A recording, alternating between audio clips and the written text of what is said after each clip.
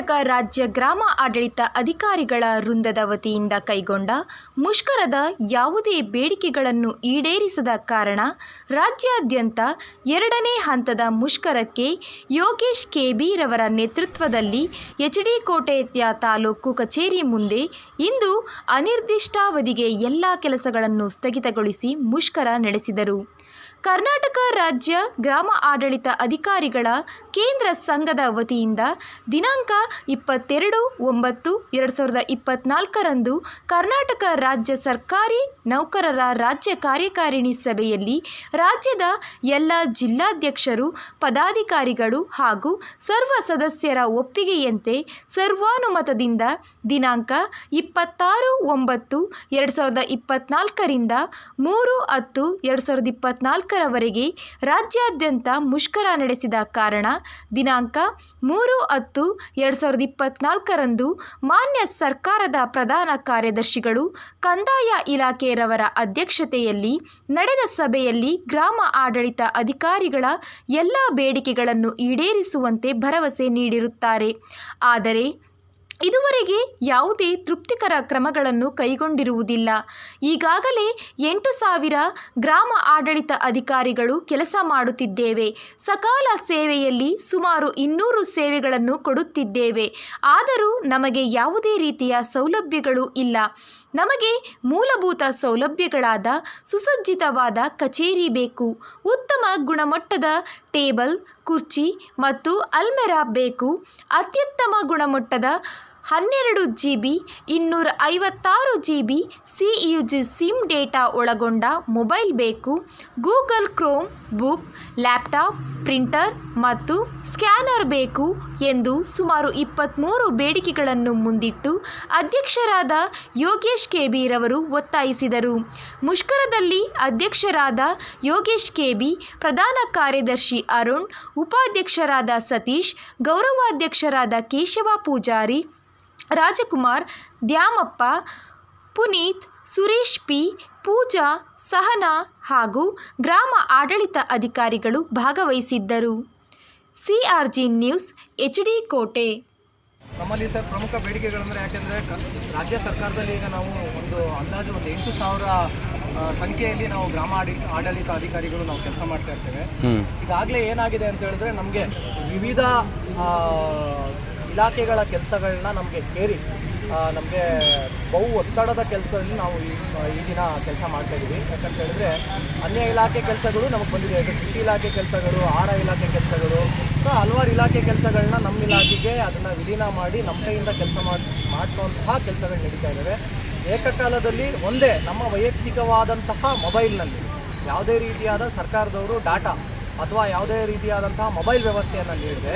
ಎಲ್ಲ ರೀತಿಯಾದಂತಹ ವ್ಯವಸ್ಥೆಗಳನ್ನ ನಮ್ಮ ಮೊಬೈಲ್ನಲ್ಲೇ ಅವರು ಮಾಡಿಸ್ತಾ ಇದ್ದಾರೆ. ಯಾಕಂತ ಹೇಳಿದ್ರೆ ಈ ದಿನ ನಿಮ್ಗೆ ಗೊತ್ತಿರ್ಬೋದು, ನಮ್ಮ ಕಂದಾಯ ಇಲಾಖೆಯಲ್ಲಿ ಯಾವ ರೀತಿಯಾದಂತಹ ವ್ಯವಸ್ಥೆಗಳು ಜನರಿಗೆ ತಲುಪ್ತಾ ಇದೆ ಅಂತ. ಒಂದು ಮಗು ಜನನವಾದಾಗ ಜನನ ಪ್ರಮಾಣ ಪತ್ರದಿಂದ ಹಿಡಿದು ಒಬ್ಬ ವ್ಯಕ್ತಿ ಮರಣವಾದಾಗ ಮರಣ ಪ್ರಮಾಣ ಪತ್ರದವರೆಗೂ ಸಹ ನಮ್ಮ ಇಲಾಖೆಯಲ್ಲಿ ಎಲ್ಲ ರೀತಿಯಾದಂತಹ ಸೌಲಭ್ಯಗಳು ದೊರೆಯುತ್ತವೆ.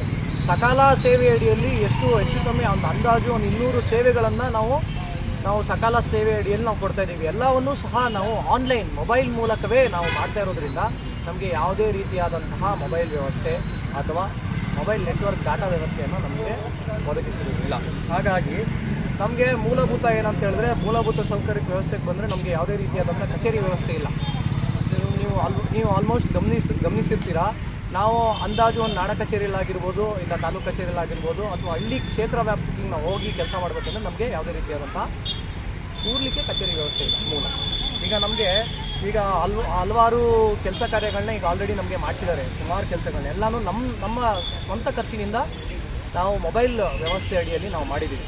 ಸೊ ಹೀಗಾಗಿ ನಮ್ಮ ಇಲಾಖೆಯಲ್ಲಿ ಮೂಲ ಸಮಸ್ಯೆ ಏನು ಅಂತ ಹೇಳಿದ್ರೆ ಪ್ರಮೋಷನ್. ಈಗ ಎಷ್ಟೋ ಗ್ರಾಮ ಆಡಳಿತಾಧಿಕಾರಿಗಳು ಆ ಹುದ್ದೆಯಲ್ಲಿ ಇದ್ಕೊಂಡೆ ಆ ಹುದ್ದೆಯಲ್ಲೇ ನಿವೃತ್ತರಾಗ್ತಾ ಇದ್ದಾರೆ, ಅಂದರೆ ಅಲ್ಲೇ ರಿಟೈರ್ಡ್ ಆಗ್ತಾ ಇದ್ದಾರೆ. ಅವ್ರಿಗೆ ಸರಿಯಾದ ಸಮಯದಲ್ಲಿ ಅವರಿಗೆ ಪ್ರಮೋಷನ್ ಸಿಗ್ತಾ ಇಲ್ಲ. ಇದು ಒಂದು ಬೇಡಿಕೆಗಳು. ನಮಗೆ ಮೂಲಭೂತ ಸೌಕರ್ಯಗಳು ಹಲವಾರು ಬೇಡಿಕೆಗಳಿದ್ದಾವೆ. ಇದು ಆಲ್ರೆಡಿ ನಮ್ಮ ಕೇಂದ್ರ ಸಂಘದಿಂದ ನಾವು ಸರ್ಕಾರದ ಗಮನಕ್ಕೆ ನಾವು ಇದು ಮಾಡಿದ್ದೀವಿ. ಹಾಗಾಗಿ ಗ್ರಾಮ ಆಡಳಿತಾಧಿಕಾರಿಗಳ ಸಂಘ ಬೆಂಗಳೂರು ಇವರ ನಿರ್ದೇಶನದ ಮೇರೆಗೆ ಇಂದು ರಾಜ್ಯಾದ್ಯಂತ ಪ್ರತಿ ತಾಲೂಕಿನಲ್ಲಿ ಹಾಗೂ ಜಿಲ್ಲಾದ್ಯಂತ ಪ್ರತಿ ಜಿಲ್ಲೆಯವರು ಜಿಲ್ಲಾ ಕೇಂದ್ರದಲ್ಲಿ ಈ ದಿನ ಒಂದು ಶಾಂತಿಯುತ ಪ್ರತಿಭಟನೆಯನ್ನು ಹಮ್ಮಿಕೊಂಡಿರ್ತೀವಿ. ಕಾರಣ ಏನಂತ ಹೇಳಿದರೆ, ನಾವು ಕಳೆದ ವರ್ಷ 9ನೇ ತಿಂಗಳ ಸೆಪ್ಟೆಂಬರ್ ತಿಂಗಳಲ್ಲಿ 26ನೇ ತಾರೀಕಿಂದ 3ನೇ ತಾರೀಕು ತನಕ ನಾವು ಅನಿರ್ದಿಷ್ಟಾವಧಿ ಮುಷ್ಕರವನ್ನು ನಾವು ಹಮ್ಮಿಕೊಂಡಿದ್ವಿ. ಯಾಕಂತ ಹೇಳಿದ್ರೆ ವಿವಿಧ ಬೇಡಿಕೆಗಳನ್ನ ನಾವು ನಮಗೆ ಸೌಲಭ್ಯಗಳು ಮತ್ತು ವಿವಿಧ ಬೇಡಿಕೆಗಳನ್ನ ಈಡೇರಿಸಿ ಅಂತ ಹೇಳಿ ನಾವು ಸರ್ಕಾರದ ಗಮನಕ್ಕೆ ನಾವು ತರಬಯಸಿದ್ವಿ. ತದನಂತರ 3ನೇ ತಾರೀಕು ನಮಗೆ ರಾಜ್ಯ ಸರ್ಕಾರದಿಂದ ಆದೇಶ ಬಂದಿರುತ್ತೆ, ನಿಮ್ಮ ಎಲ್ಲ ಬೇಡಿಕೆಗಳನ್ನ ನಾವು ಹಂತ ಹಂತವಾಗಿ ಈಡೇರಿಸಿ ಅಂತೇಳಿ ಅವರು ಆದೇಶ ಮಾಡಿದ ನಂತರ ನಾವು ಮುಷ್ಕರವನ್ನು ಕೈ ಬಿಟ್ಟಿರ್ತೀವಿ. ಸೊ ಅದಾಗಿ ಈ ದಿನದವರೆಗೂ ಯಾವುದೇ ರೀತಿಯಾದಂತಹ ಬೇಡಿಕೆಗಳು ನಮಗೆ ಸಕಾರಾತ್ಮಕವಾಗಿ ಈಡೇರಿಲ್ಲ ಮತ್ತು ಮೂಲಭೂತ ಸೌಕರ್ಯಗಳು ಯಾವುದೂ ಸಹ ಇಲ್ಲಿವರೆಗೂ ನಮಗೆ ಯಾವುದೂ ವ್ಯವಸ್ಥೆ ಆಗಿರೋದಿಲ್ಲ. ಇದಕ್ಕಿಂತ ಮುಂಚೆ ಕೂಡ ನೀವು ಇದೇ ಥರ ಒಂದು ಪ್ರತಿಭಟನೆ ಮಾಡಿದ್ರಿ.